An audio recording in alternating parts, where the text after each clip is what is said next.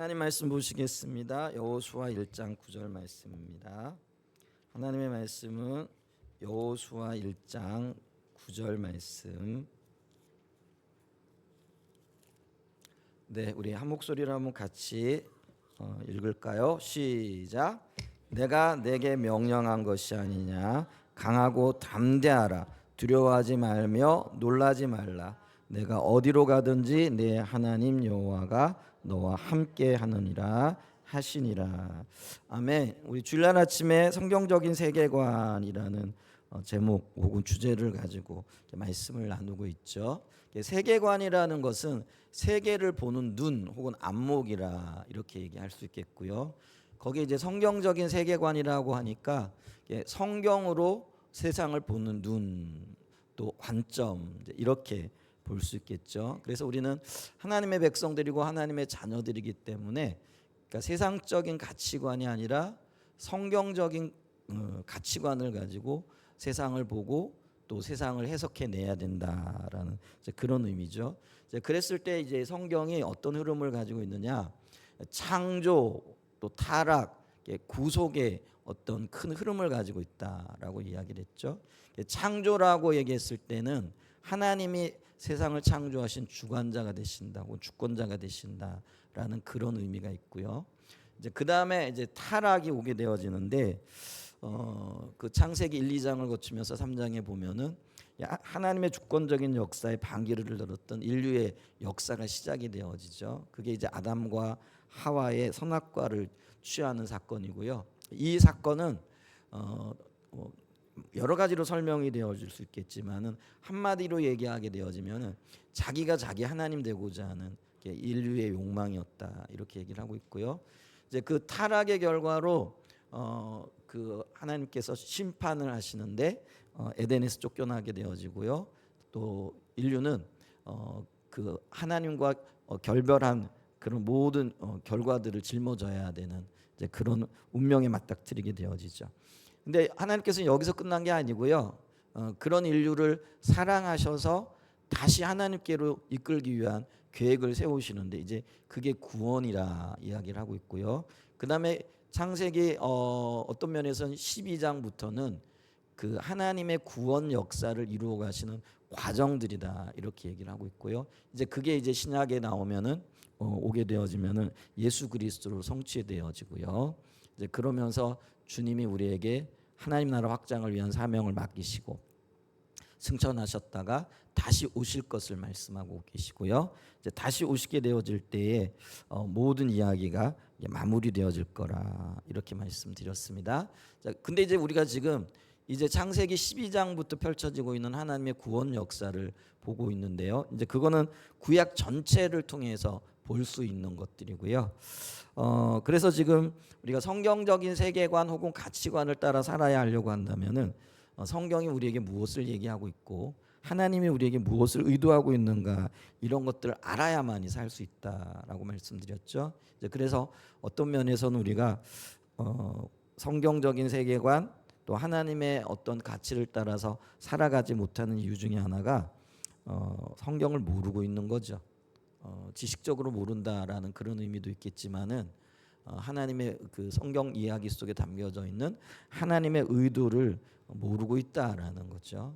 그래서 그 의도들을 좀 하나씩 찾아가는 것도 굉장히 중요한 의미가 있겠죠. 이제 그러면서 이제 창세기 12장부터가 하나님께서 구원을 위한 여정의 첫 시작으로 하나님을 위한 한 사람 그리고 한 백성을 부르시는 거죠. 이제 그게 아브라함입니다. 이제 그러면서 이제 이 그 한 사람에서 한 민족으로 확대되어져 가는 과정이 출애굽기에 나타나 있는 거죠. 그래서 이제 출애굽기는 어떤 면에서는요, 그 하나님께서 그 백성들을 인도해 내셔서 애굽으로부터죠 인도내셔서 하나님 나라의 법을 주는 그런 이야기들이라 이렇게 얘기를 할 수 있죠. 그래서 창세기가 우리가 하나님 나라를 세워가는 이제 과정이라 이야기했을 때에 우리가 나라를 흔히 세워갈 때 세 가지 중요한 요소가 있다라고 얘기를 하죠. 이제 하나는 무엇보다도 백성이 있어야 된다. 그걸 이제 국민이라고 얘기를 하고 있고요.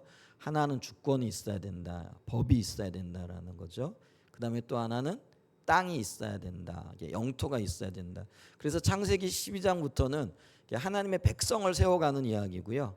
그다음에 이제 출애굽기는 그 하나님께서 부르신 그 백성에게 하나님의 법을 주시는 이야기입니다. 그래서 창세기 19장, 출애굽기 19장에 보면은 하나님께서 시내산에서 언약을 맺으시면서 그 언약의 기준이 되어지는 율법을 주시는 거죠. 이게 이제 법이라는 거죠.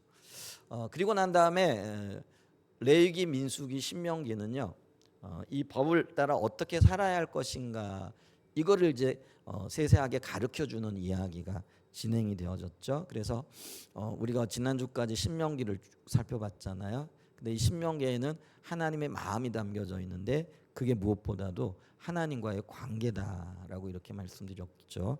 그렇기 때문에 그리스도인의 삶 혹은 하나님의 백성들의 삶은 하나님과의 관계 가운데 있어야만 된다라는 것들을, 그래서 하나님께서 우리에게 복과 사망 또 화와 저주를 너희 앞에 두었나니 너희는 살기 위하여 복을 택하고, 근데 이 복, 생명을 얘기하는데 그게 바로 하나님 자신이시다라고 이렇게 말씀드렸죠. 그래서 우리가 살 길은 뭐예요? 생명을 택하는 거예요. 복을 택하는 거예요. 그게 하나님이라는 거죠. 그래서 나와 내 자녀들이, 내 민족이, 우리 교회가 살기 위해서는요, 이 생명 되시는 하나님 그분을 택해야 된다라는 거죠. 그럼 택한다라는 게 뭔 의미냐라고 얘기했을 때 그분을 사랑하는 거예요. 그분과 동행하는 거예요. 이걸 한마디로 하나님과의 친밀한 관계라 이렇게 얘기를 하는 거죠. 이제 그것이 그 하나님의 백성으로 살아가는 가장 기본적인 삶의 자세다 이렇게 말씀드렸습니다. 그러면서 오늘 우리가 살펴보기를 원하는 것은요, 계속해서 여호수아와 사사기, 룻기를 좀 살펴보기를 원하는데요. 여호수아는요, 정복 이야기, 그러니까 땅을 차지하는 이야기가 기록이 되어져 있습니다. 다른 말로 얘기하면은 국가를 이루기 위한 세 요소 중에 마지막 퍼즐이라고 할 수 있는 땅을 주시는 과정이 기록이 되어져 있다 이렇게 보시면 되겠죠. 그래서 이 여호수아의 지도 아래 하나님께서 이미 그 아브라함과 이삭과 야곱에게 약속하셨던 그 땅 가나안을 주시는 거죠. 그러면서 그 가나안 땅의 정복에 대한 이야기와 그리고 또 지파별로 그 땅을 어떻게 분배했는가 하는 분배의 이야기가 나와 있다라는 거죠. 그러면서 이 정복 전쟁이 철저하게 하나님의 주도 혹은 하나님의 주권하에 있다라는 그 부분도 우리에게 명백하게 보여준다라는 거죠. 그래서 이 땅은요, 이스라엘 백성들에게 주신 하나님의 선물입니다. 또 가나안 땅의 입장에서 보게 되어지면은요, 그들의 자신들의 죄가 너무나 관영했기 때문에 그 죄에 대한 하나님의 심판의 성격이 있다라는 거죠. 이게 두 가지 영역이 있습니다. 그러니까 그 가나안 땅에 살고 있던 원 주민들의 입장에서 보면은요, 굉장히 발달된 도시 문명 국가를 이루고 있었어요. 가나안 땅이 오늘날로 얘기하면 세계 최첨단을 걷고 있는 지역이었다라는 거죠. 근데 그 지역에 그 엄청난 범죄, 죄악, 또 하나님 보실 때 타락한 민족들, 도시국가가 되어진 거죠. 그래서 그들의 그 죄가 관영하기까지 하나님께서 기다리셨다가 이제 하나님께서 그들을 심판하시는 이야기인 거죠. 그래서 가나안 땅에 대한 심판과 그 심판이 누군가에게는 기회가 되어지는데 그게 이제 이스라엘 백성들이었다라는 거죠.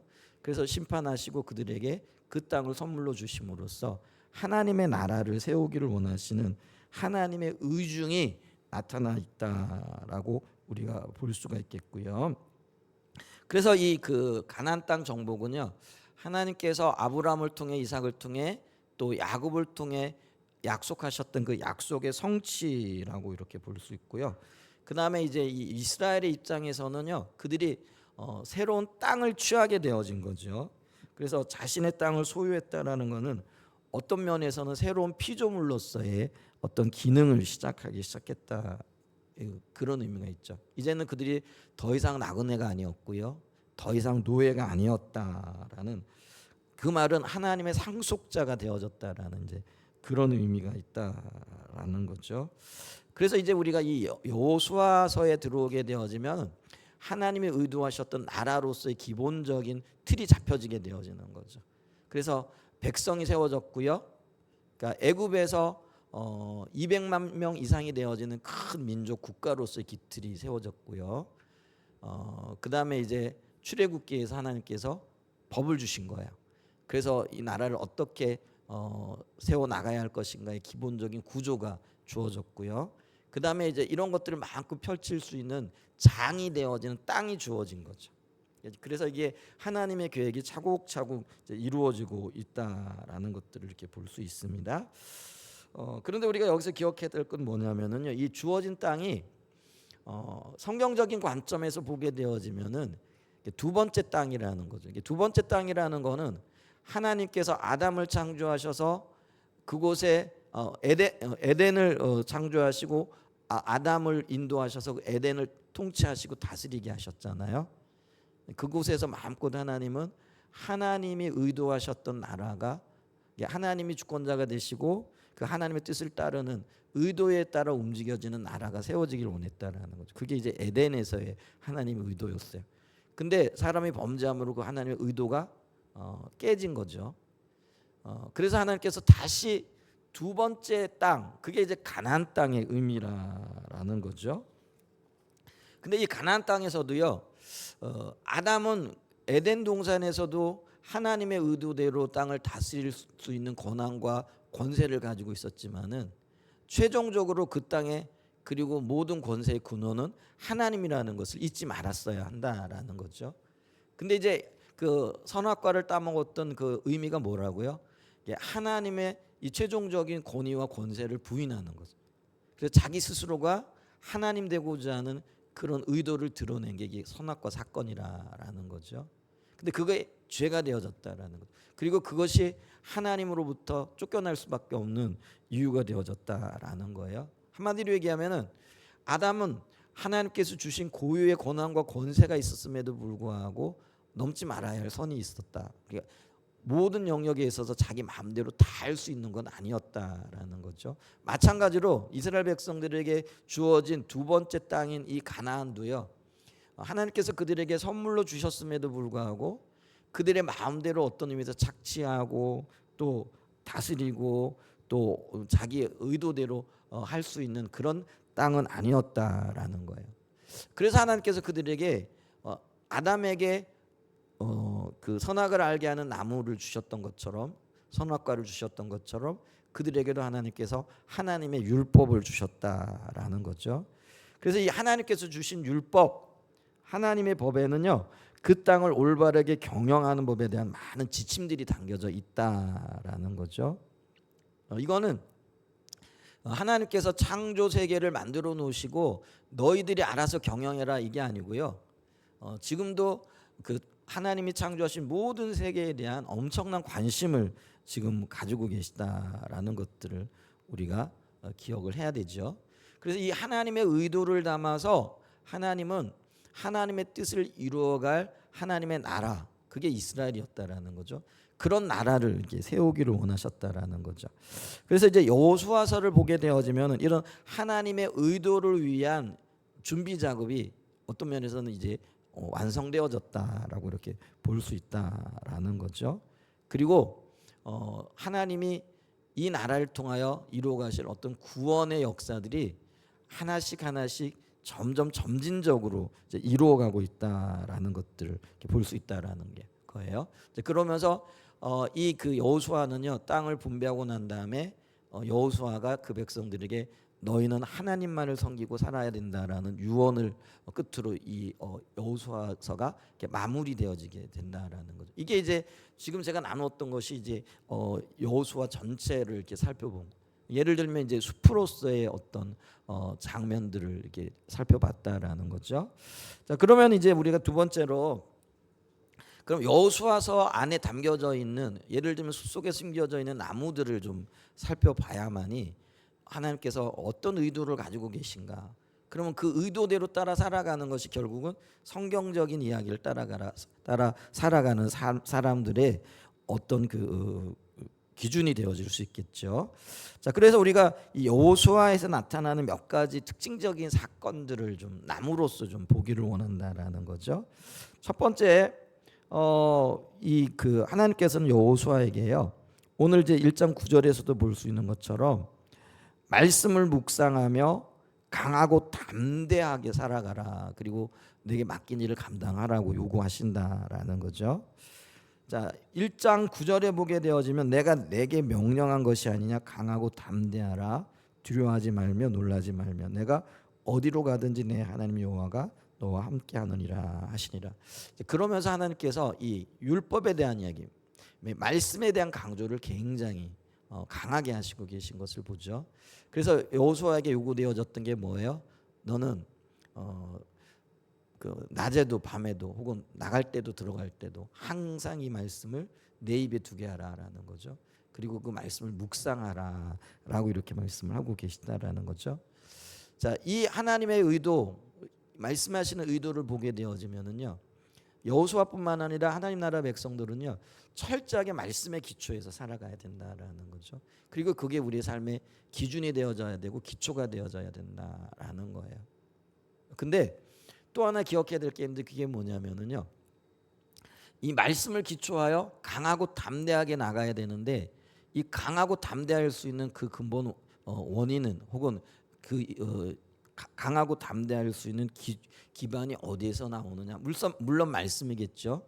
근데 또 하나 우리가 여기서 기억해야 될 건 뭐냐면은 말씀을 근본으로 삼아서 성령님의 인도를 차근차근하게 받아 나가야만이 강하고 담대할 수 있다라는 거죠. 여러분, 이 말씀이요, 우리의 삶의 기본이 되어지고 기초가 되어지지만 성령에 의하여 해석되어지지 않는 말씀, 또 성령께서 비춰주지 않는 말씀이요 오히려 굉장히 위험할 수도 있다라는 것들을 기억해야 됩니다. 이제 우리가 예를 들면 바리새인들의 경우죠. 그들은 말씀에 기초하여 사람을 비난했고요, 말씀에 기초해서 사람을 판단했고요, 말씀에 기초해서 사람을 어떤 면에서는 자기들의 어떤 기준을 가지고 심판했다라는 것들을 기억해야 됩니다. 그건요 어떤 면에서는요 하나님의 의도 가운데 혹은 성령의 그 인도하신 가운데 비춰진 말씀이 그들에게 깨달아지지 않았기 때문에 그들은 말씀을 가지고 비난하고 판단하고 심지어는 어떻게 되어지죠? 하나님께서 우리를 위해 보내신 예수님을 십자가에 못 박아 죽는 거예요. 죽이게 하는 역할을 한다라는. 그들이 예수님을 십자가에 못 박아 죽였을 때 그들의 근거가 되어졌던 게 바로 율법이었고 그들이 그렇게 사랑했던 말씀이었다라는 걸 기억해야 된다라는 거죠. 그러면 우리가 하나님의 의도를 따라 살아간다라는 건 뭐냐? 우리가 말씀에 기초해야 됩니다. 근데 동시에 뭐예요? 성령께서 해석하시고 성령께서 비춰주시고 성령께서 알게 하시는, 이제 그걸 우리가 성령에 의한 삶이라 이렇게 말한다라는 거죠. 성령의 인도를 따라가야 된다라는 거죠. 그게 어떤 면에서는 세계관이고 가치관의 영역이 되어질 수 있다라는 것들을 기억해야 됩니다. 예를 들면은 여호수아가 철저하게 말씀에 기초하여 살아가야 되겠지만은 그가 맞닥뜨릴 어떤 일들은요 말씀에 기록되어져 있지 않은 일들이었다라는 거죠. 예를 들면 요단강을 건널 때 아무리 그때까지 주어진 말씀을 뒤져봐도 어떻게 요단강을 건너라라는 그런 방법에 대해서는 기록이 되어져 있지 않다라는 거예요. 그럼 이 요단강을 어떻게 건널 것인가? 이 말씀의 기본이 되어지는 하나님을 경외하고 신뢰하는 그 기초 가운데에서 성령의 인도를 따라서 구체적인 방법, 그걸 인도받아야 되는 거예요. 그게 성령에 의한 삶이라는 거죠. 그래서 이 여호수아의 삶에서도 봤을 때도요 그가 말씀을 묵상하며 매일같이 그의 삶의 중심이 하나님 앞에 있어야 되지만은 그의 삶에 헤쳐나가야 할 많은 일들은요 성령의 인도를 통하여 말씀에 근거한 성령의 인도를 따라 살아가는 삶이었다라는 거죠. 그래서 이 강하고 담대하라라는 그 이야기는요 우리의 삶의 뿌리가 말씀에 있어야 하고 그 말씀이 하나님의 관점에서 해석되어지고 비춰지는 성령의 인도를 따라 살아가게 될 때에 강하고 담대한 거예요. 여러분, 우리가 말씀을 몰라가지고요 어떻게 살아야 할지 그게 아니라는 거예요. 이 말씀이 어떻게 적용되어지고 이 말씀이 어떻게 해석되어지고 이 말씀이 진정으로 의미하는 바가 뭔가를 모르기 때문에, 다시 말하면 성령님의 인도하심과 비침이 없기 때문에 우리가 어떻게 살아가야 할지를 모르고 방황하고 있고 또 어떤 면에서는 혼란 가운데 있다라는 것들을 기억해야 된다라는 거죠. 그래서 성경적인 이야기를 따라 살아가야 한다라고 했을 때 여호수아서를 통해서 우리에게 주시고자 하시는 하나님의 의도는 뭐냐면은 너 말씀을 사랑해야 돼. 거기다가 내 인도를 따라야 돼. 근데 이거는 하나님과의 친밀한 교제 가운데 있을 때만 가능한 이야기가 되어질 수 있다라는 것들을 기억해야 됩니다. 그 다음에 작은 두 번째 나무를 살펴보게 되어지면은요, 여호수아 2장 1절에 보면 눈의 아들 여호수아가 시딤에서 두 사람을 정탐꾼으로 보내며 이르되 가서 그 땅과 여리고를 엿보라 하며 그들이 가서 라합이라는 기생의 집에 들어가 거기서 유숙하더니 이렇게 말씀하고 있는데, 이제 여호수아가 가나안 땅을 정벌 하기 위하여 두 명의 정탐꾼을 보내죠. 그리고 그곳에서 기생 라합의 도움을 받게 되어지는 것들을 이렇게 보죠. 근데 이 나무 가운데 우리는요, 우리가 이론적으로 알고 있는 지식 혹은 듣고 있는 이야기와 실질적으로 우리의 삶을 인도하는 이야기는 다를 수도 있다라는 걸 발견하게 되어진다라는 거죠. 우선 두 명의 정탐꾼을 이렇게 보냈을 때 우리가 가데스 바네아에서 모세는 12명의 정탐꾼을 보내잖아요. 근데 그 땅을 다 정탐하고 난 다음에 10명은 부정적인 보고를 하고 2명만이 하나님의 관점에서 저 땅 우리에게 주어진 땅입니다. 우리 들어갑시다 하죠. 근데 그들이 2명의 보고를 택하는 게 아니라 다수결을 따라가게 되어지는 10명의 보고를 채택하게 되어지고요. 그리고 그 10명의 보고에 반응하여 불안해하고 불평하고 우리 다시 돌아가자. 우리 한 장관을 세우자. 우리는 이곳에 죽게 되어졌다. 원망하고 불평하게 되어진 이야기가 나오잖아요. 그래서 그들이 그것 때문에 40년 동안, 정확하게는 38년어간을 광야에서 다시 훈련을 받게 되어지는 그런 시간들을 보내죠. 근데 이 시딤에서의 두 정탐꾼들은 그들의 조상이들이 범했던 그런 우를 범치 않게 되죠. 그래서 그들은요, 하나님의 관점에서 한층 더 성숙한 시각과 관점을 가지고 여리고성을 정탐하고 난 다음에 온전한 보고를 이렇게 하게 되어지는 것을 보게 되는데요. 자, 여호수아 2장 24절에 보게 되어지면 그들이 이렇게 보고를 해요. 또 여호수아에게 이르되 진실로 여호와께서 그 온 땅을 우리 손에 주셨으므로 그 땅의 모든 주민이 우리 앞에서 간담이 녹더이다 하더라. 이렇게 얘기를 하는. 여러분 고대 어떤 자료들을 이렇게 보게 되어지고 혹은 뭐 요즘은 이제 그게 발굴 고고학을 보게 되어지면은요, 여리고성의 성 두께가요, 그러니까 오늘날로 얘기하면 자동차 2대가 이렇게 지나갈 정도의, 그러니까 이제 엇맡겨 지나갈 정도의, 그러니까 이제 그게 오늘날로 얘기하면 8m 도로가 되어져야 돼요. 그러니까 자동차 2대가 이렇게 비켜간다라는 게 이제 그 정도쯤 되어지면은 8m 도로예요. 그러면 여러분 8m 정도의 두꺼운 벽을 그 돌로 쌓았다? 이걸 우리가 다른 말로 얘기하면 난공불락이라 이렇게 얘기를 해요.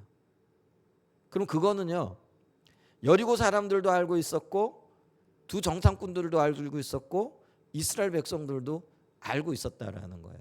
그러니까 뚫려지지 않을 벽이라는 거죠. 그런데 그 형편을 누구보다도 잘 알고 돌아봤던 두 정탐꾼이 지금 하는 보고가 뭐예요? 여호와께서 우리와 함께 하시고 그들의 간담이 높고 그래서 우리는 기꺼이 저 땅을 점령할 수 있다라고 이렇게 보고를 하는 거예요. 여러분 좀 비교가 되지 않나요? 가나안 땅 정부를 이렇게 정탐하고 왔던 12명의 정탐꾼들, 그들은요 사실을 봤어요. 근데 하나님 관점은 못 봤어요. 어떤 사실을 봤어요? 그 땅이 기름지고 그 땅이 너무나 풍요로운 땅이라는 것, 이거는 인정했어요. 근데 그 땅에 누가 살고 있다라는 거죠? 네피림의 후손들, 아낙 자손들. 그러니까 이건 뭐냐면 장대한, 우리가 왜 아낙 자손이라고 얘기했을 때 골리앗 얘기가 나오잖아요. 그쪽 계통이거든요. 그러니까 덩치도 크고 또 결정적으로 그들이 이미 그들에게 있잖아요. 철기 문화가 이미 들어와 있었던 것 같아요. 그들이 뭐라고 얘기하냐면 그들은 철병거를 가졌습니다. 오늘날로 얘기하면은요, 지금 우리 전쟁을 보면서 고도의 정밀한 미사일 있잖아요.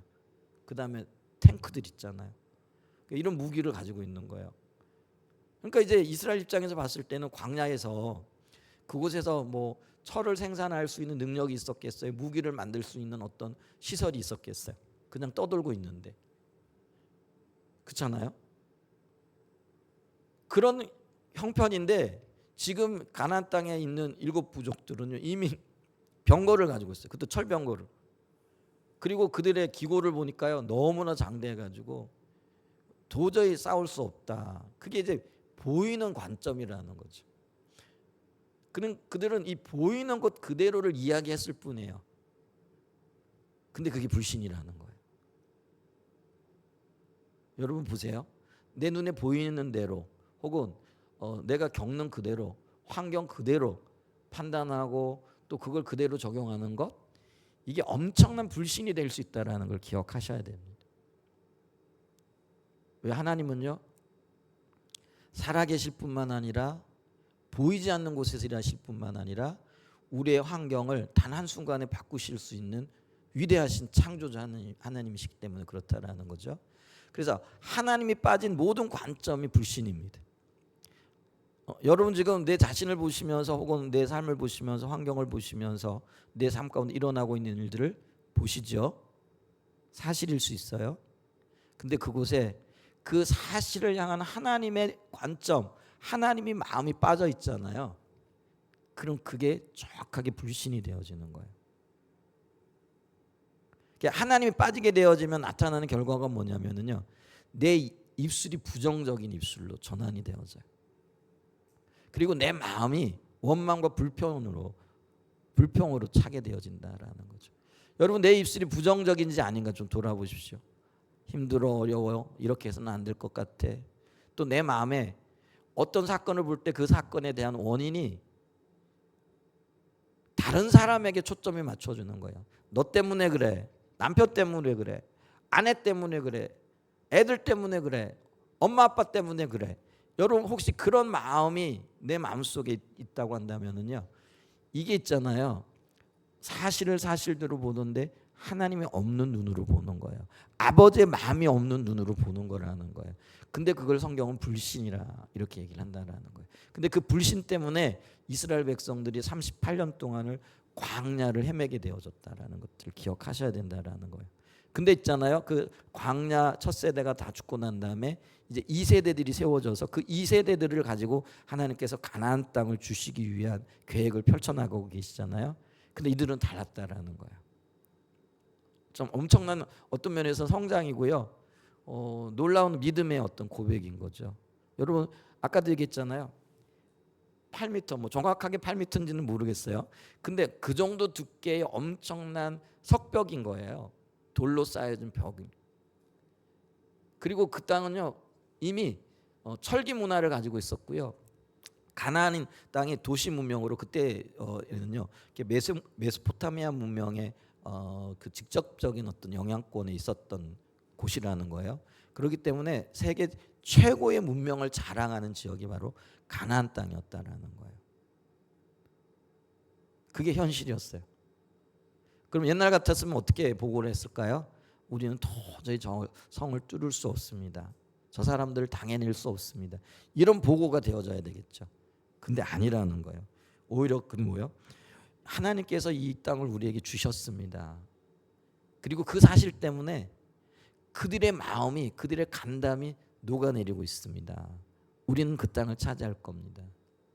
엄청난 이야기입니다.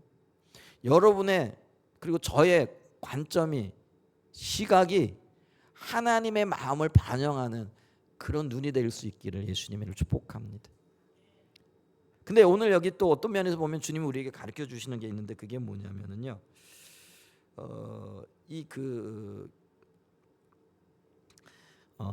기생 라합이 이런 어떤 하나님의 행하심을 보고 두 정탐꾼을 돕잖아요. 근데 그 두 정탐꾼을 도왔던 이유 중에 하나가 뭐냐면 이미 가나안 땅을 거쳐오면서 하나님께서 이스라엘 백성들과 함께 하셨던 놀라운 그 여정들을 들은 거예요. 근데 그거를 기생 라합만 들은 게 아니고요, 여리고 땅에 있었던 모든 사람들이 들었어요. 근데 놀랍게도 그 이야기를 듣고 그 여리고성 모든 사람들이 그걸 두려워했더라. 이렇게 이야기를 하고 있어요. 그래서 어떤 의미에서 보게 되어지면은요, 그들이 간담이 녹을 수밖에 없었던 이유가 바로 하나님이 행하셨던 그 놀라운 일들을 들었기 때문에 그렇다는 거죠. 근데 여러분 보세요. 들었다고, 알았다고, 그러면 그들이 하나님의 의도 앞에 굴복하고 하나님의 뜻을 쫓았느냐? 그건 아니더라는 거예요. 그러니까 여기 그 여리고성 사람들과 기생의 믿음이 대비되어지는 장면을 우리가 볼 수 있다라는 거예요. 그러니까 이 기생 라합은요, 그 이야기를 듣고 난 다음에 두려워하는 마음이 있었어요. 근데 그 두려워하는 마음을 어떻게 바꾸는 거예요? 하나님께로 나아가 하나님께로부터 은혜를 구하고자 하는, 그게 믿음이었다라는 거예요. 근데 똑같은 두려움이 있었어요. 어느 정도의 두려움이었어요? 간담이라는 게 뭐예요? 담 이걸 얘기했잖아요. 근데 우리 그 얘기를 하잖아요. 뭐 밤에 막 무서워 이러면 간이 쪼그라졌다 뭐 이런 이야기를 하잖아요. 그게 맞는 말인가 봐요. 막 굉장히 두려운 일이 생기면은 간에 부담이 되어지고, 우리 또 그렇잖아요. 굉장히 큰 스트레스를 받게 되어지면은 막 간 수치가 막 올라간다 뭐 이렇게 얘기를 하잖아요. 그러니까 간에 굉장히 부담을 주는 건가 봐요. 이제 그런 거를 이제 조금 과장되게 표현을 한 것 같아요. 이게 간담이 녹아내린다. 근데 그 얘기는 어쨌거나 그들이 굉장히 두려워했거든요. 그리고 하나님의 능력을 그들이 들었거든요. 근데 그들의 다음 행동은 뭐예요? 그 하나님 앞에, 그 간담을 녹게 하는 그 하나님의 크신 일 앞에 고개를 숙이고 굴복하고 주님께로 나오는 게 아니에요. 다시 말하면 항복하고 무릎을 꿇게 나오는 게 아니에요. 그럼 어떻게 나와요? 오히려 더 결의를 다지는 거죠. 한번 해보자. 근데 이게 어떤 면에서는 우리의 모습이지 않을까요? 우리는 주님의 복음을 듣습니다. 그리고 주님이 하셔야만 된다는 수많은 이야기를 듣습니다. 그리고 고개도 끄덕입니다. 그리고 어떤 때는 아멘도 합니다. 근데 실질적으로 살아가는 삶의 모습은 어떠냐라는 거예요. 주님 없이 여전히, 하나님의 개입 없이 여전히 하나님보다도 내가 더 잘할 수 있다라고 생각을 하고 그 일들을 어떤 면에서는 고집스럽게 밀고 나가고 있지 않습니까? 오히려 하나님과 원수되어지는 자리에 서 있지 않느냐라는 거예요. 지금 하나님께서는요, 이 그 정탐꾼과 기생 라합의 이야기를 통해서 지금 이 이야기를 하고 싶은 거예요. 너희들이 아는 게 그게 다가 아니야. 정말로 안다라는 건 뭐예요? 성령께서 비춰주신 그 진리를 따라서 네 스스로가 살려고 하는 것이 아니라 하나님만이 우리의 유일한 생명이 되십니다. 살 길이 됩니다. 그래서 우리가 주님께로 항복합니다. 이걸 원하신다라는 거예요. 그러니까 그거를 보여주는 실질적인 예가 라합이라는 거예요. 라합은요, 아주 좋은 기회잖아요. 어떤 기회예요?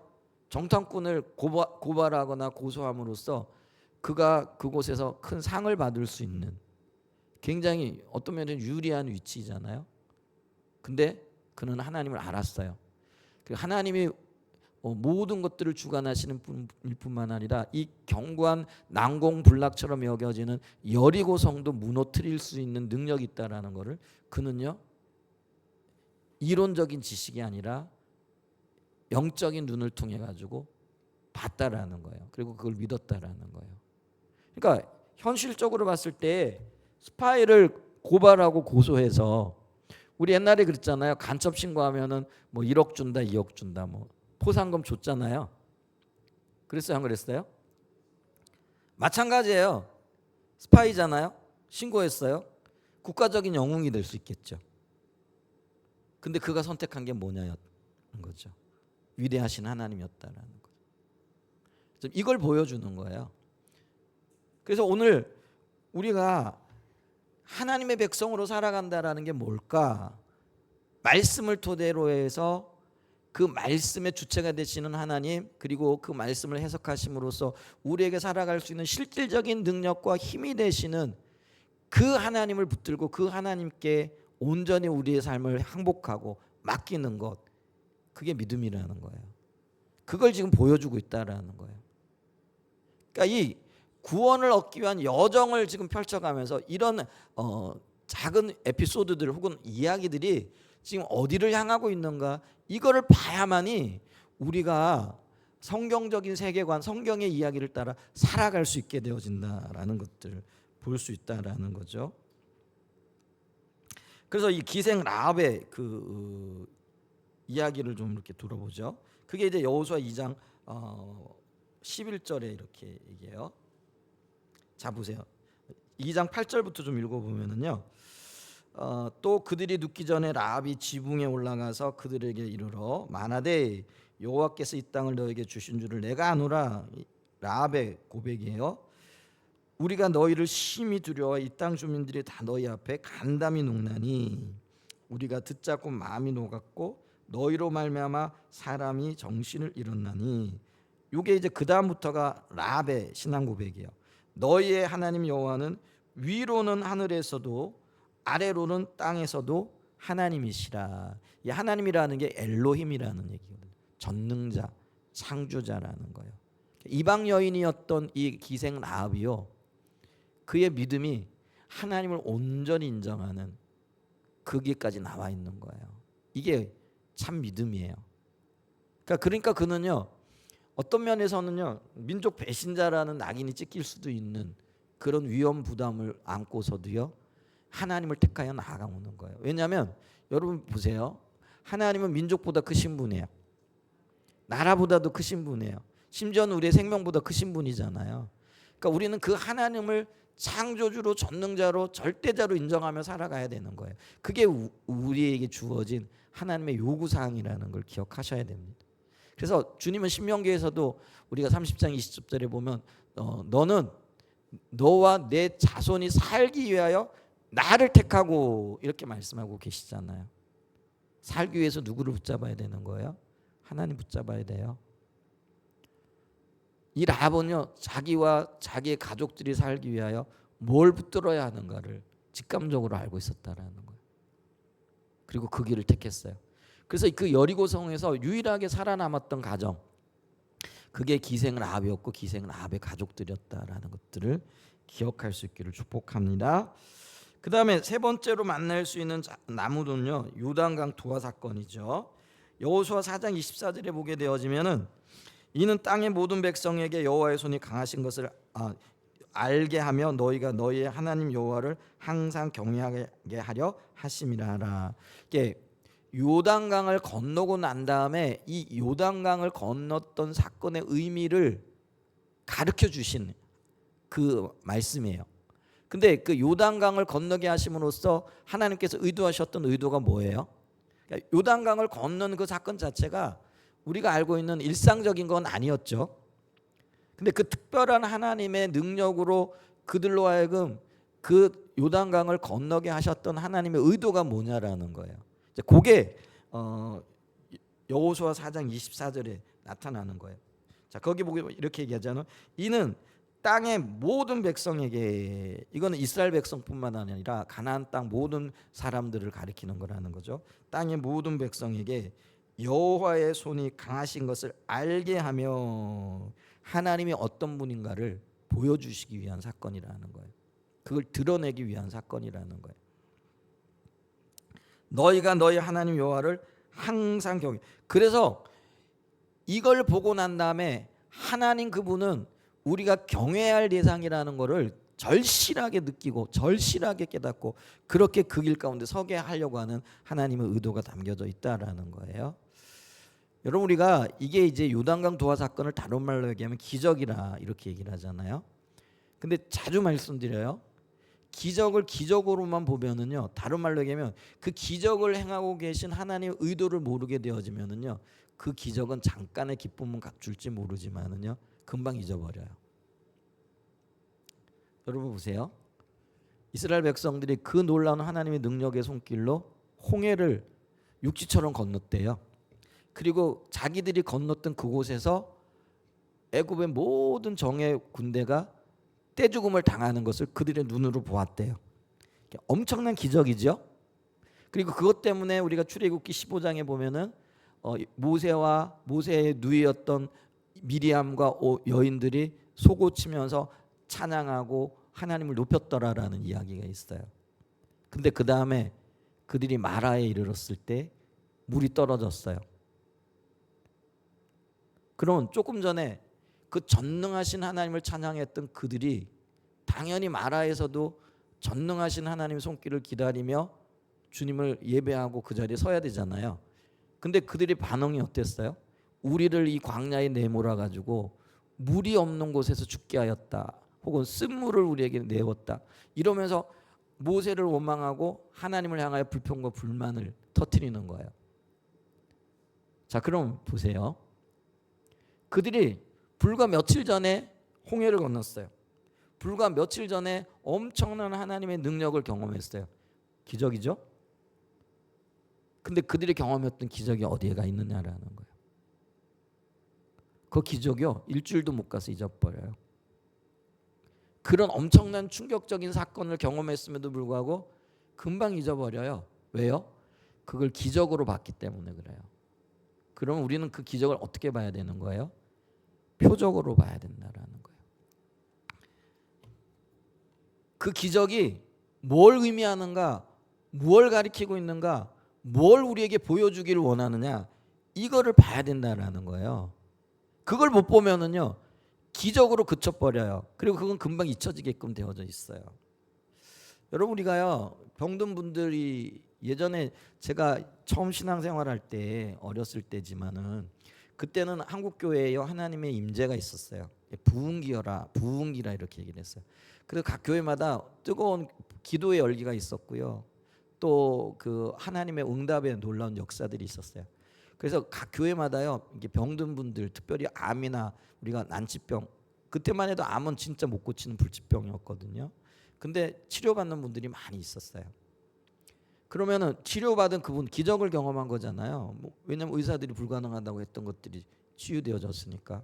그러면 그들이 나중에 그 기적을 경험하고 믿음 좋은 사람들이 되어져서 하나님을 섬기며 하나님과 동행하는 삶을 일생 동안 살았더라, 이렇게 돼야 되잖아요.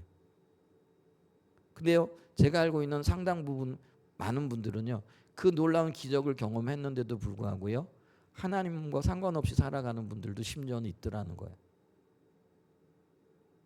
그들은요, 기적은 경험했지만 그 기적의 주인공 되시고 그 기적을 통하여 우리에게 말씀을 걸어오시는 하나님은 못 만난 거예요. 표적을 못 봤, 표적으로서의 하나님의 의도를 못 만났다라는 거예요. 여러분 있잖아요, 홍해를 가르신 거는요, 하나님이 능력을 뽐내시기 위한 그게 아니라는 거예요. 그럼 뭐예요? 이스라엘을 돌보시고 이스라엘을 인도하시는 그분이 전능자 하나님이시라는 걸 그 백성들에게 보여주기를 원하셨다는 거예요. 그러면은 홍해 앞뿐만 아니라 마라의 쓴물 혹은 먹을 것이 없고 마실 물이 없는 그 광야에서도요, 하나님은 여전히 살아계시고 전능하신 분이기 때문에 그 상황 속에서도 물을 내실 수 있고 먹을 것을 주실 수 있고 떡을 공급하실 수 있는 분이라는 것을 알아야죠. 그게 전능하신 하나님을 표적으로 만난 사람의 반응이라는 거예요. 근데 기적으로만 하나님을 보게 되어지면은요, 금방 잊어버려요. 그리고는 어떤 사건 앞에서 너무나도 작아지는 거죠. 그래서 금방 믿음을 팔아버려요. 이런 일들이 오늘 비일비재하게 우리의 삶 가운데 일어나고 있죠. 우리는 그러면은 하나님이 나를 찾아오셔서 구원하신, 여러분 기적 중에 가장 큰 기적이 뭐예요? 나 같은 죄인이 구원받은 거예요. 내가 어떤 존재예요? 십자가에 못 박혀 죽어야 할 존재인 거예요. 십자가는 예수님이 박힐 곳이 아니, 못 박힐 곳이 아니고요, 사실은 저와 여러분이 못 박혀야 할 곳이라는 거예요. 그런데 있잖아요, 어느 누가 있어서 나를 대신해서 십자가에 못 박힐 수 있겠어요? 의인이? 죄인된 나를 위하여?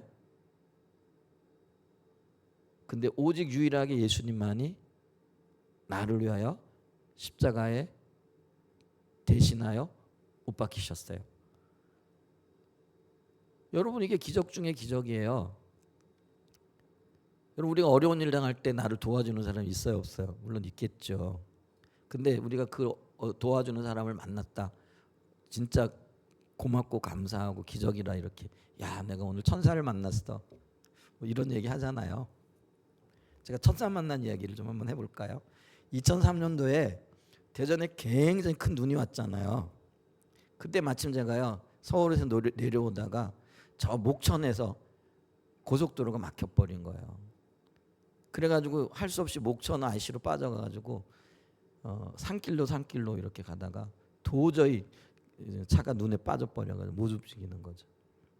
큰일 났다.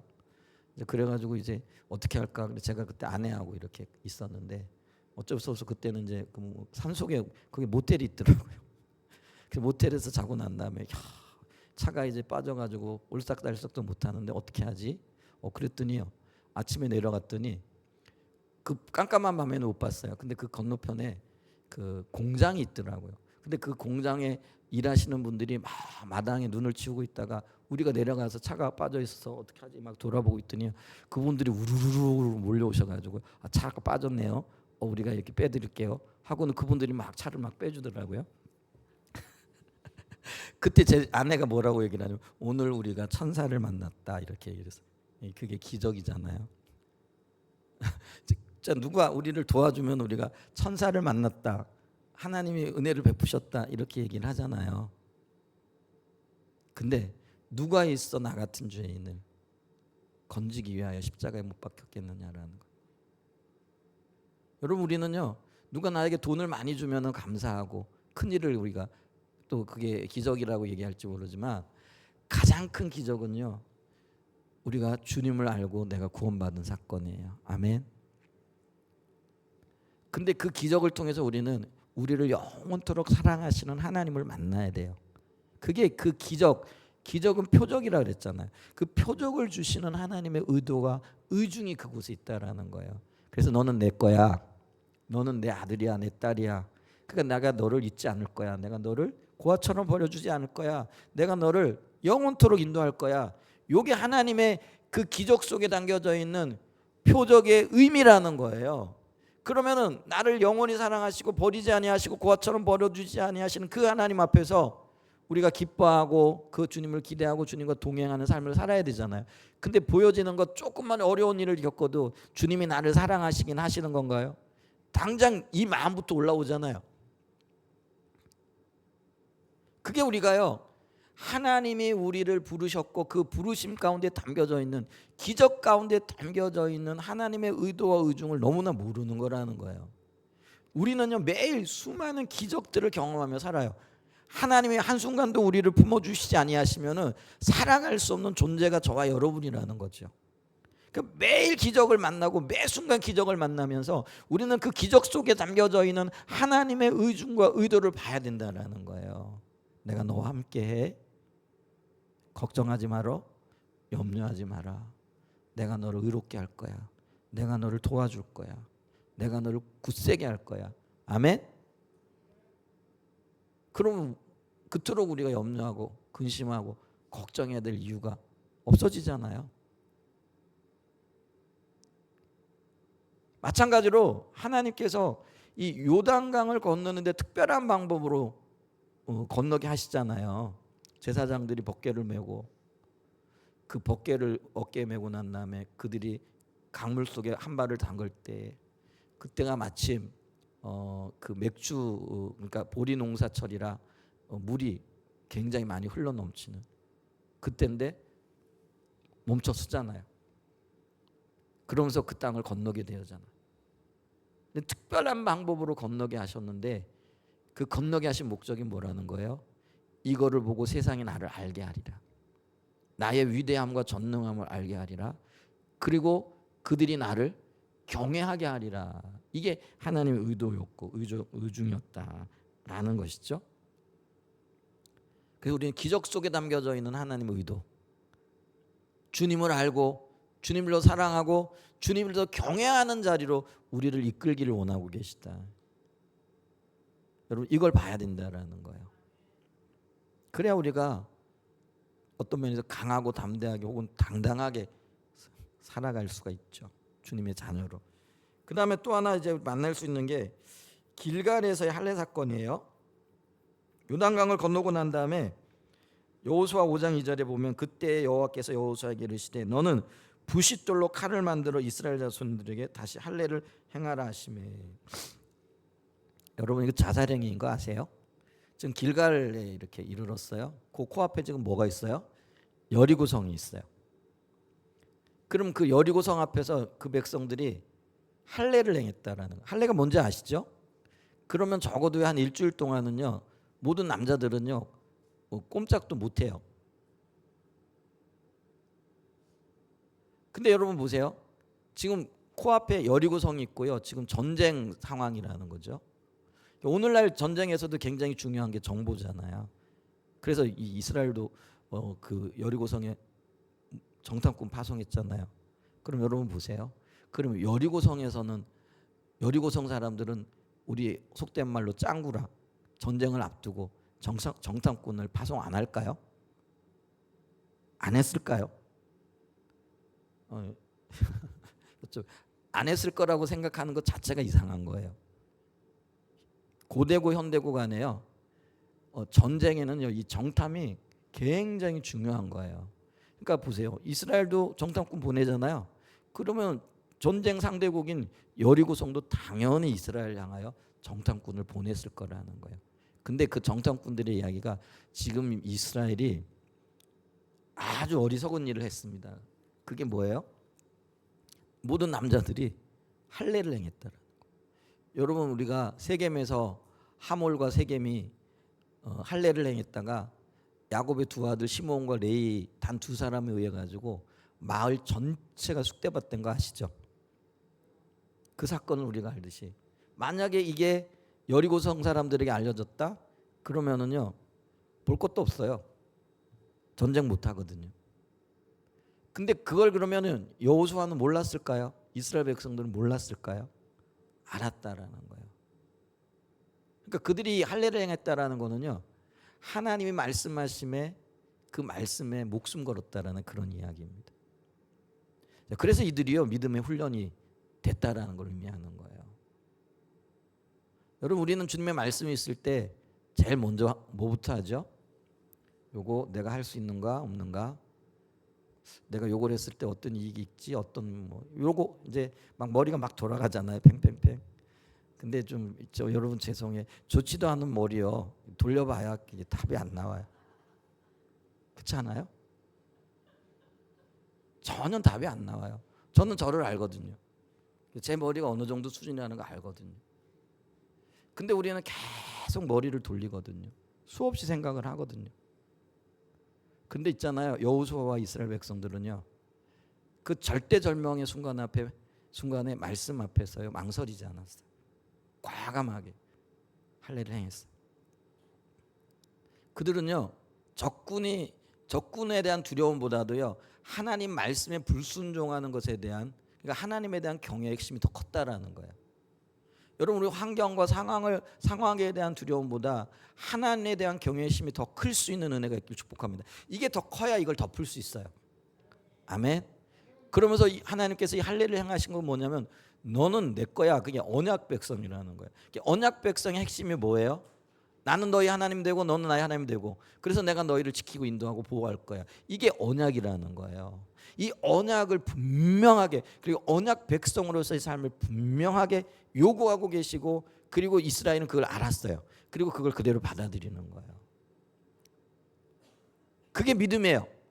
그리고 우리가 그것이 말씀 앞에 반응하는 거예요. 이 말씀 앞에 섰을 때 하나님이 그 말씀에 반응하신 것을 보시고 그 다음 단계를 열어가시는 거예요. 그러면서 방법을 제시하는 거예요. 그게 이제 그 다음 얘기가 여리고성 함락이잖아요. 이 여리고성을 어떻게 함락해야 될지 이 여호수아가 몰라요. 그래서 곰곰이 생각하고 있을 때 군대 장관이 나타나잖아요. 근데 그 군대 장관이 뭐예요? 네가 선 곳은 거룩한 땅이니 신발을 벗어라. 그러면서 전쟁의 주관자가 네가 전쟁하는 거 아니야. 누가 전쟁한다라는 거예요? 여호와 하나님이. 따라서 해보십시다. 누가 전쟁한다고요? 여호와 하나님이. 내 인생을 주장하시는 분이 나라고요? 아니면 여호와 하나님이시라고요? 근데 우리가 그렇게 주님을 신뢰하고 주님께 맡기고 있느냐라는 거예요. 주님이 그걸 요구하세요. 그리고 내가 주관하겠다. 내가 전쟁하겠다. 이렇게 얘기를 하시잖아요. 그러면서 아주 기기묘묘한 그런 방법을 제시하세요. 그게 뭐예요? 이스라엘 백성들로 하여금 제사장들이 언약궤를 메고 또 나팔을 들고 여리고성을 돌라는 거예요. 전쟁사에 이런 이야기는 없죠. 그래서 하루에 한 바퀴씩, 마지막 날에는 몇 바퀴요? 7바퀴. 그리고 난 다음에 나팔을 불며 성을 향하여 외쳐라. 아까 말씀드렸잖아요. 8m 되는 돌벽, 그 돌벽을 향하여 외쳐라. 아마 메아리가 되어서 돌아올 수도 있겠죠. 부딪혀가지고. 근데 어떤 일이 일어나요? 그 돌벽이, 난공불락의 성이 무너져 내리는 거예요. 그러면서 주님은요, 자신의 이야기를, 자신이 하신 말씀이 진리라는 것을 증명하세요. 내가 전쟁 주관하겠다, 내가 싸우겠다. 여기서 이스라엘 백성들이 한 일은 뭐예요? 말씀에 순종하고요. 그리고 이게 도저히 이게 이루어질 것 같지 않지만은 복종하는 거예요. 여러분 순종이 안 되면 복종이라도 하실 수 있는 은혜가 있기를 축복합니다. 그게 말씀인 한에는 복종하라 그랬다고요. 무조건 옳지도 않은 것들에 막 따라가라 이런 얘기가 아니에요. 그게 말씀이라면, 아멘. 그게 하나님께서로부터 온 것이라면 순종이 참 어렵다라고 할지라도 복종할 수 있는 은혜가 있기를 축복합니다. 인내와 복종을 그들에게 가르치시죠. 그러면서 하나님의 땅에 대한 하나님의 의도를 그들이 깨닫고 알고 그 땅에서 어떤 삶이 되어져야 될 것인가, 이거를 지금 몸으로 철저하게 지금 가르치고 있다라는 거예요. 그러면서 또 하나 우리가 나무를 볼 수 있는 게 뭐냐면요, 이 여리고성에서 그토록 큰 승리를 거두었지만은 그 옆에 있었던 작은 성 아이성에서는 대패를 하잖아요. 그 대패를 했던 이유가 뭐예요? 유다 자손 중에 아간이 하나님께서 하지 말라는 일을 한 거예요. 그게 뭐냐면 여리고성에서는 어떤 전리품도 없다, 다 불태워라. 그런데 아간이 시날선 외투, 그 다음에 또 몇몇 물건들이 은 뭐 이런 것들이 탐나가지고요, 그걸 가져다가 어떻게 해요? 자기의 장막에다 땅을 파고 묻어두는 거예요.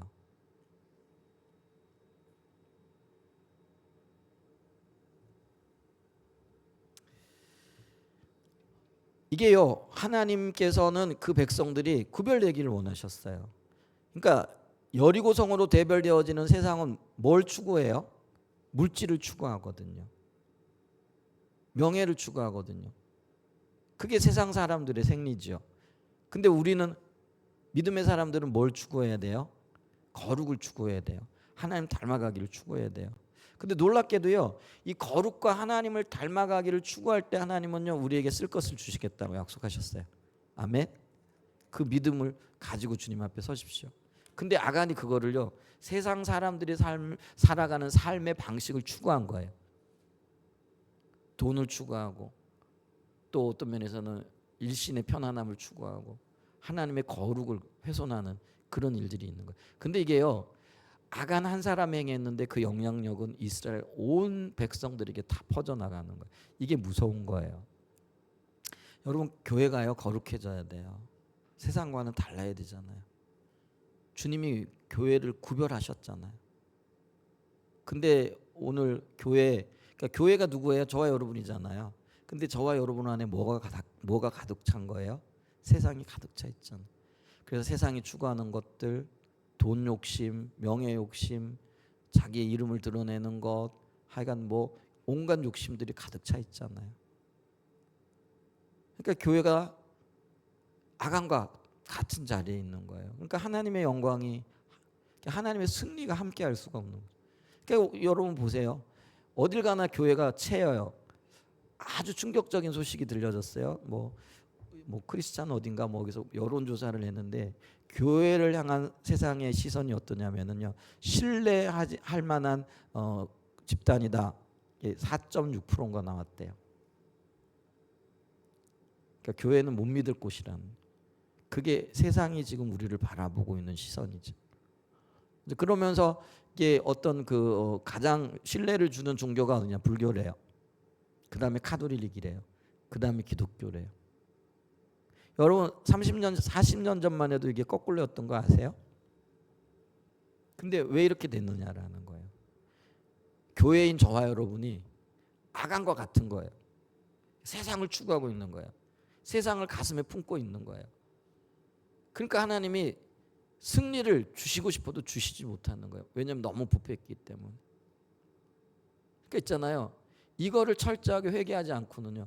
그래서 아간을 불태우잖아요. 아골 골짜기에서. 그러니까 아간의 입장에서는 너무나 어떤 면에서는 아픈 이야기고요. 그리고 공동체 입장에서도 그렇잖아요. 어제까지만 해도 우리 뭐 형제라고 이야기하고 함께 교제하고 함께 얘기했던, 불태워야 되는 엄청난 아픔이죠. 근데 이 아픔이 없이는요, 교회가 거룩해질 수 없다라는 거예요.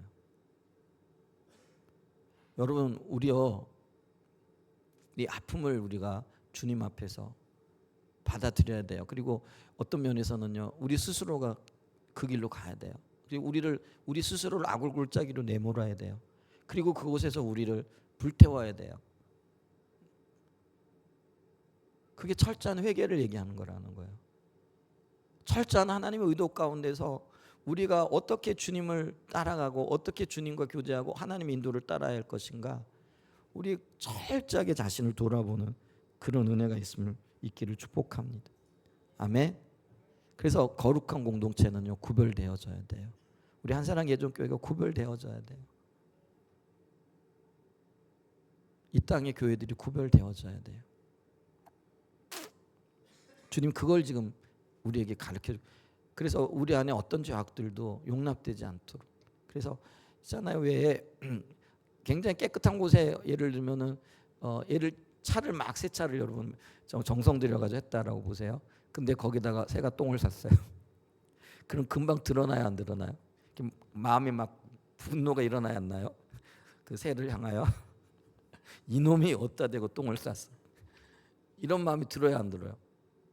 근데 차가 지금 고속도로에 눈 오고 비 올 때 막 더러워져 있어. 근데 거기 새똥을 쌌어. 그래, 뭐 쌌어. 뭐 씻으면 되지. 언제 씻을지 모르지만 그거잖아요. 그러니까 공동체가 거룩하잖아요. 그럼 작은 죄가 들어와도요, 빨리빨리 그걸 처리해요. 자정 능력이 있어요.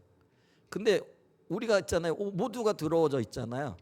그러면은 큰 죄가 들어와도요, 그걸 그냥 용납해 버려요. 그냥 묵인하고 넘어가 버려요. 근데 지금 우리 상태가 어떠냐라는 거죠. 나부터 주님 앞에 거룩하고 구별되어지는 그런 은혜가 있기를 축복합니다. 주님이 내 백성은 거룩해야 돼. 섞여서는 안 돼. 세상을 따라가서는 안 돼. 이걸 보여주는 거죠. 자, 여러 가지 이야기가 있는데 시간이 너무 많이 지났죠. 그래서 또 이제 마지막으로 봐요. 이제 여호수아의 유언이죠. 그게 이제 땅 분배나 이런 것들도, 근데 땅 분배도 하나님의 의도 가운데 이루어졌다라는 걸 기억하십시오. 어떤 거는요, 어떤 지파는 땅을 좀 많이 차지해요. 어떤 땅을 조금 차지해요. 근데 정확하게 그들이 그거를 제비 뽑아 하나님의 공평과 공의에 의해 가지고 그런 것들이 정해졌다는, 그들의 신앙 수준에 따라 가지고 그것들이 주어졌다라는 것들을 지파별로, 그건 이제 넘어가고요. 그 다음에 이제 여호수아의 유언인데요, 24장 14절로부터 15절 보죠. 이게 여호수아의 두 번째 설교인데요, 고별 설교라 이렇게 얘기를 해요. 그러므로 이제는 여호와를 경외하며 온전함과 진실함으로 그를 섬기라. 너희 조상들이 강 저쪽과 애굽에서 섬기던 신들을 치워버리고 여호와만 섬기라. 만일 여호와를 섬기는 것이 너에게 좋지 않게 보이거든 너희 조상들이 강 저쪽에서 섬기던 신들이지 또는 너희가 거주하는 땅에 있는 아모리 족속의 신들인지 너희가 섬길 자를 오늘 택하라. 오직 나와 내 집은 여호와를 섬기겠노라. 이게 여호수아의 각오이고요. 그리고 평생을 주님과 동역하며 살아왔던 거인의 마지막 어떤 면에서는요, 외침이라고 이렇게 얘기할 수 있다는 거죠. 여러분, 제가요 이제 주님이 언젠가 부르실 텐데 그날이 가깝죠. 그래서 그날을 고대합니다. 근데 제가 제 자녀들을 앞에 두고 아빠 열심히 살아왔는데 너희들도 열심히 주님만 바라보고 살아야 돼. 딴 거 바라보면 안 돼. 이렇게 이야기할 수 있었으면 좋겠어요. 여러분들도 그랬으면 좋겠어요. 근데 그렇게 얘기하기 위해서는요, 내 자신이 먼저 주님만을 바라보고 주님만을 위해 살아야 되는 거예요. 그러니까 자기는 주님을 위해 살지 않고 주님과는 상관없이 살다가 이런 말을 했다고 이게 어떤 면에서는 이렇게 울림이 있겠느냐라는 거예요. 근데 여호수아는 어땠어요? 평생을, 그러니까 모세의 지도를 받을 때도 그랬잖아요. 그리고 모세에 의해 그 하나님께서 그를 지도자로 세우셨을 그때도 어때요? 평생 주님만 바라보고 외길을 걸어오잖아요. 근데 외길을 걸어오고 난 다음에 그가 마지막 외침이 뭐예요? 여호와만을 섬겨야 돼. 만약에 너희들이 안 섬길지라도 나와 내 집은 오직 여호와만을 섬길 거야. 여러분, 이게 생명이에요. 그러니까 평생을 외길을 따라 살아왔던 그 신앙의 거인이 보았을 때 이 길 외에는 다른 길이 없는 거예요. 저와 여러분에게도 이 길 외에 다른 길이 없는 그 외골수의 길이 보여지는 은혜가 있기를 축복합니다. 그리고 그것을 전할 수 있는 은혜가 있기를 축복합니다. 그래서 이 거인을 통해서 하나님은 하나님 나라를 부분적인 완성을 하시는 거예요. 그래서 하나님께서 백성을 세우시고 법을 주시고 땅을 주심으로써 이제 하나님의 의도를 마음껏 펼칠 수 있는 그런 어떤 토대가 마련되어진 거죠. 놀랄 만한 일인 거예요. 그러면서 사사기로 넘어가요. 근데 이게 하나님 의도하셨던 대로 이루어졌으면 너무나 좋을 텐데요. 사사기서부터 그게 무너져 내리기 시작을 하는 거죠. 그러면 이 사사기를 통해서 하시고자 하신 하나님의 의도가 무엇이었던가 이런 것들도 좀 봤으면 좋겠는데 시간이 많이 지났어요. 그래서 오늘 여기까지만 보도록 하겠습니다. 우리가 그 하나님의 의도를 알고 또 그 의도 앞에 우리 자신을 드리고 또 동역하는 믿음의 사람들로 설 때 하나님께서는 저와 여러분들을 통해서 놀라운 하나님의 나라를 이루어 가실 겁니다. 그 일을 이루어가는 믿음의 사람들로 굳건하게 설 수 있는 은혜가 있기를 예수님의 이름으로 간절히 축복하고 축원드립니다. 네, 찬양 하나 드리죠. 우리 다 같이 일어나셔서 44장입니다.